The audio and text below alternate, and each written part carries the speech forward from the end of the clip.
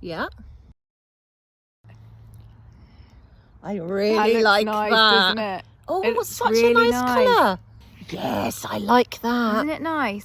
It's almost like the lipstick blends the liner, so it's, Yeah, it's it quite all blurred. smudges in together. And if you wanted to go darker, you could take this lip liner and then you could apply it over the top of the lipstick. What, actually all over? Yeah, all over. And okay. that will just give you a deeper shade if you wanted that. I suppose that's like two colours in one, isn't it, Yeah, really? exactly. But it just looks so chic. Like you could do that for if you're going for lunch with your mates or something. It's sort of like a satiny, creamy finish, isn't it?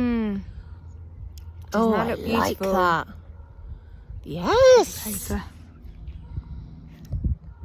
Put the links below. You'll be able to see it, and you'll be able to see it on all different skin tones. These two together are next level, promise you. They're so nice and they feel lovely. Yeah, really creamy, really lovely. Straight in my makeup bag, please. You can have that. Oh, thanks. Bye. Bye, bye.